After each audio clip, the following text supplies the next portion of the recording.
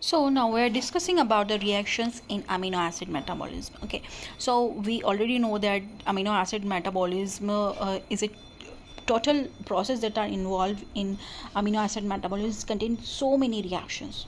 Okay, so what are the reactions? So amino acid in our body go through different reaction. Amino acid metabolism जब होता है हमारी body में, then it will go through different type of reaction and this reaction help in break down. ये रिएक्शन क्या करती है, अमीनो एसिड्स को टूटने में, कन्वर्ट होने में काम आती हैं, हेल्प करती हैं. Okay, so this reaction help in their breakdown, conversion and use in energy production and another important processes. So very first reaction is transamination. Transamination means एक अमीनो एसिड दूसरे amino acid में convert हो जाएगा by transferring amino group. Okay, trans means transfer हो रहा है amino group का.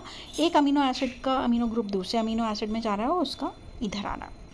तो क्या हो रहा है, it is the transfer of amino group from one amino acid to the keto acid. क्या हो रहा है, मान लिया एक अमीनो एसिड है, ए अमीनो एसिड है, वो अपना अमीनो ग्रुप किस और एक कीटो एसिड है. ओके, अब क्या हो रहा है, जब ट्रांसअमिनेशन रिएक्शन हो रही है तो कीटो एसिड के पास अभी क्या है, कार्बोक्सिलिक ग्रुप है, COOH ग्रुप है, ऑक्सीजन है, एक अल्काइल ग्रुप है, R2 है. ओके, सो अमीनो जो है, अमीनो ग्रुप जो है अमीनो एसिड का NH2 ग्रुप जो है वो कीटो एसिड के पास चलाया जाएगा, ऑक्सीजन की प्लेस ले लेगा, और कीटो एसिड का जो ऑक्सीजन है वो अमीनो एसिड के पास आ जाएगा. ओके, सो क्या होगा, keto acid converted into amino acid and amino acid converted into keto acid. Okay, so then the second reaction is deamination. Deamination means amino group का removal. Okay, so it is the removal of amino group from the amino acid. अभी क्या हो रहा था, keto acid और amino acid में NH2 group का exchange हो रहा था. अब NH2 ग्रुप को ही हटा दिया जाएगा, रिमूव कर दिया जाएगा.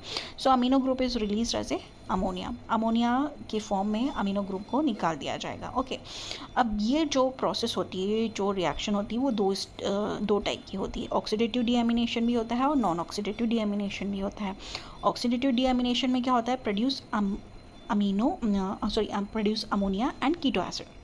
जब ऑक्सीडेटिव डीएमिनेशन होगा, मतलब in the presence of oxygen जब डीएमिनेशन होगा तो अमोनिया का फॉर्मेशन होगा एंड कीटो एसिड का भी फॉर्मेशन होगा.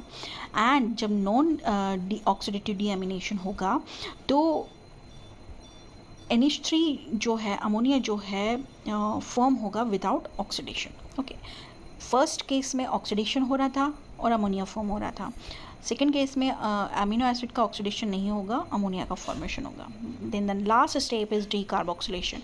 डीकार्बोक्सिलेशन में क्या होता है, कार्बोक्साइल ग्रुप को रिमूव कर दिया जाता है.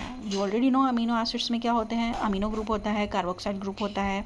ओके, एक अल्काइल चेन होती है. तो अब अमीनो ग्रुप को आपने निकाल दिया.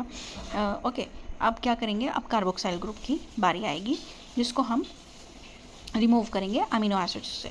Okay, so it produce biogenic amine which are important in the body. Okay, जब हम डीकार्बोक्सिलेशन के थ्रू कार्बोक्साइल ग्रुप को निकाल देंगे तो बायोजेनिक अमाइंस का फॉर्मेशन होगा that are important for the body.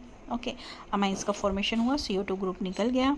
Okay, and it is required vitamin B6 as a coenzyme. और इस प्रोसेस में आपको क्या लगता है, विटामिन B6 लगता है एज ए coenzyme.